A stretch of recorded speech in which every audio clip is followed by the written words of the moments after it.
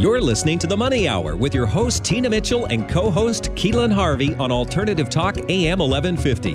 Now, back to the show with local mortgage experts, Tina Mitchell and Keelan Harvey. You are listening to The Money Hour on 1150 AM KKNW, the Friday, May 22nd virtual show. Because of COVID-19, our show has temporarily been moved virtually, but you can also listen to us on podcast, or you can catch our air on 1150 AM KKNW on Saturday at 3 p.m. with a rebroadcast on Sunday at 8 p.m.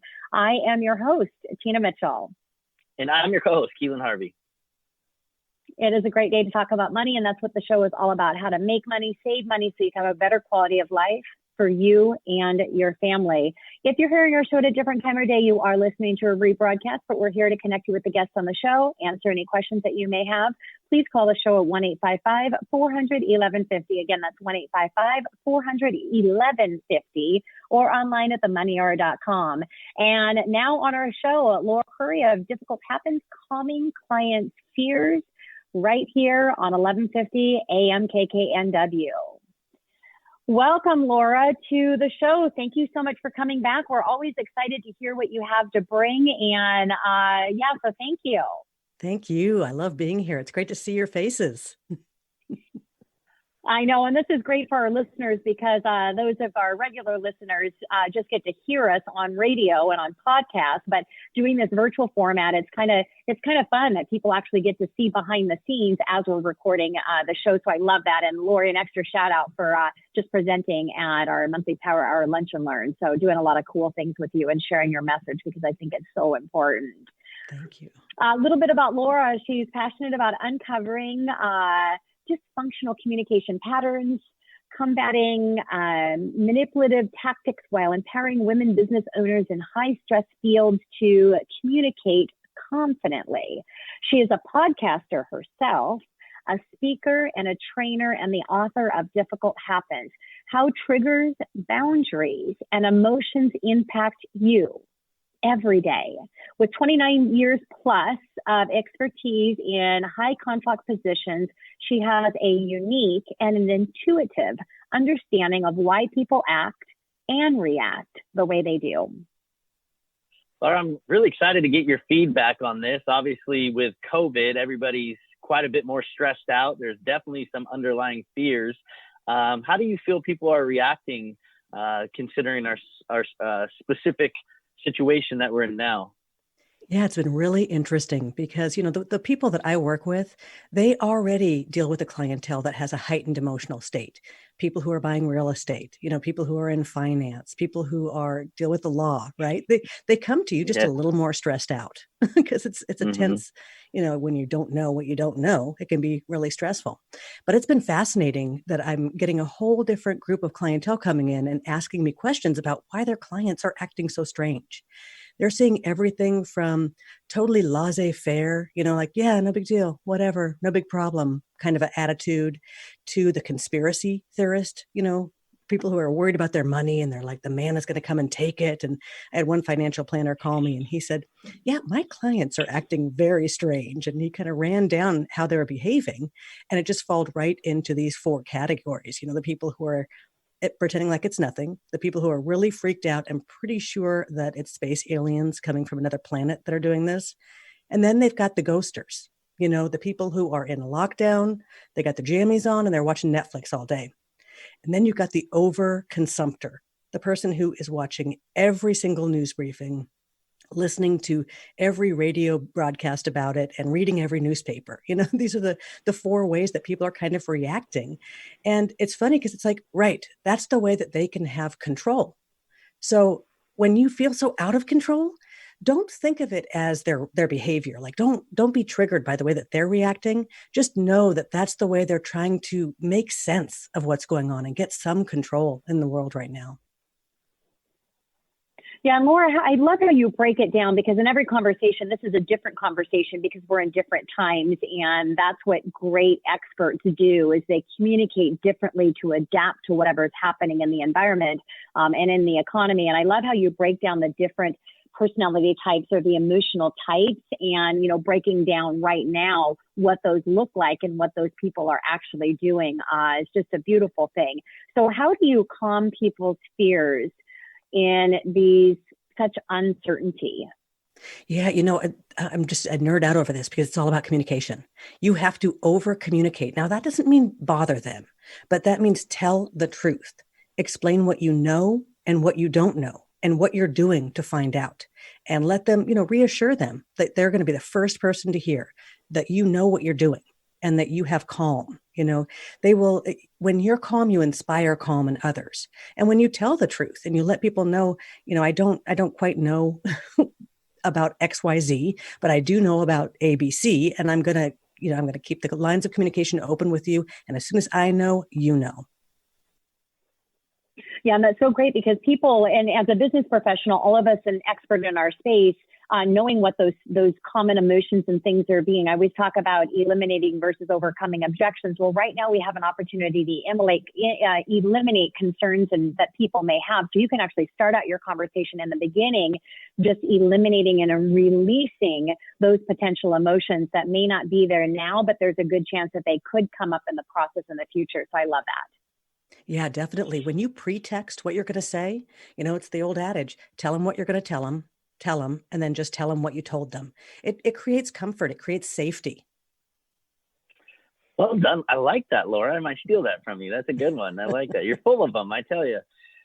So in your book, Difficult Happens, how triggers, boundaries, and emotions impact you every day, you talk about the impact triggered reactions have on all of us.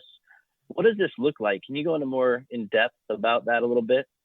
Yeah, basically the easiest answer is whenever someone's getting defensive, or whenever someone kind of reacts in a way that you don't feel quite fits the situation, they've been triggered. And I want to be clear that these are not trauma triggers. These are triggered reactions. A trauma trigger is a very specific thing that relates to a trauma, but they look the same, meaning that they are immediate. They happen right away inside the person. And there's always a physical component. They are going to get flushed if they get angry and defensive, or they're going to start to get a stomach ache, or maybe their shoulders hurt, and so you can kind of see a change in them. They're just triggered to a reaction.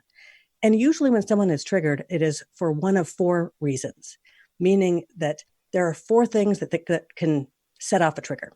It can be an emotional trigger, meaning that they don't like the feeling they're having. So like, let's say you wouldn't have won the bid on your house. That's a feeling you don't like, of losing out, and it might trigger you to a reaction. And then it can be the content too. It could be if you have to tell a client, I'm sorry, you're just not qualified for that house price, that the content itself can be really triggering. And then there are some environments that can be triggering. Zoom fatigue is real. People get locked in, and just the environment can trigger a reaction in them. Oh, I said four. Yeah. So Laura, how do you know if you have actually been the cause and have triggered your client? Yeah. And I forgot to mention the fourth one, which is words.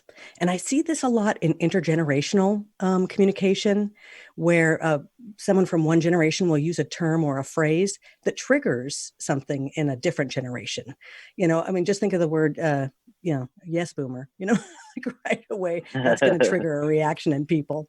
But what you can do when you get defensiveness is you can kind of slow things down, right? And you can listen to the words they're saying and speak to the fear. Remember those four triggered reactions? Speak to those. Don't speak to the words that are being said right now. If it's the space, talk about that. You can say, it's really hard to talk to you and give you a diagnosis over Zoom. A lot of the family law attorneys that I work with are dealing with that right now because they're talking to their clients about difficult stuff. And it's hard when you're not in person. So talk to the fear. Talk to what you think the triggered reaction was. And it will go a long way, not only in communicating, but creating safety. Makes sense. So Laura, let's go back to you personally as a business professional triggering your client. How do you recognize that? Well, usually it's the facial expression and they're totally defensive. So if they have a defensive reaction, well, defense begets defense. And there is a conflict loop that happens. So when I think that they are triggered, then there's something that they're assuming and there's a judgment around it. And then they have an expectation. So I need to address all three of those. What are they assuming?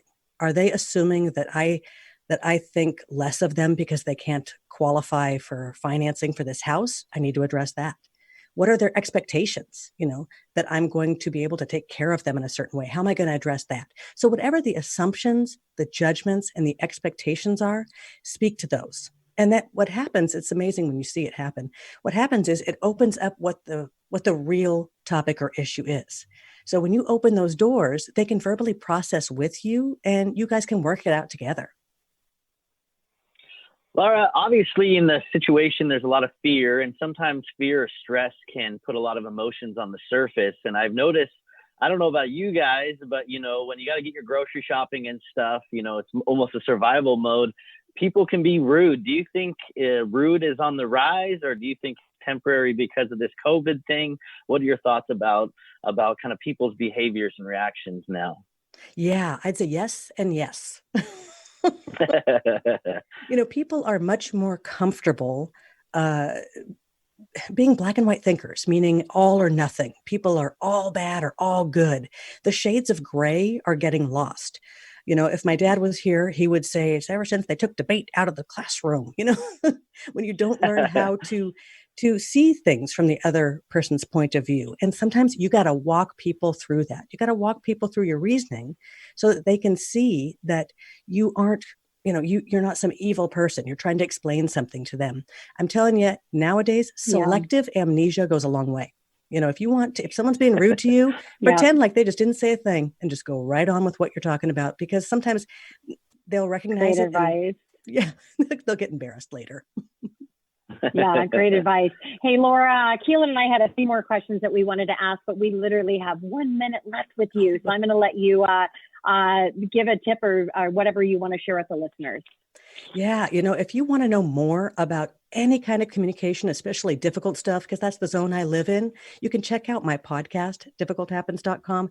And I check out Tina's episode on there, because it was really wonderful to have her and to talk specifically about the issues with her clientele. But the one thing I want to leave you all with is just give yourself grace. Hold yourself in grace. We're all going to react in different ways right now. And maybe we are also in a heightened emotional state. I know I am. Hold yourself in grace and give yourself a break, and give the same to others. Yeah, great advice. And if you're listening and you want to connect with Lara, she's great expertise and advice to help you in difficult situations. And we're definitely in those. That's just a given. It's how difficult is it for the people that you're talking, and what level are they in, as Lara shared. So you can call the show at 1-855-400-1150. We'll connect you with Lara, or you can go online to themoneyhour.com and request to connect with her. Lara, thank you so much for being here. Look forward to having you back definitely really soon. Thank you so much. All right. Coming up next to the Money Hour, staying relevant in this paradigm shift, Lisa York of Empower Financial Solutions, right here on 1150 AM KKNW.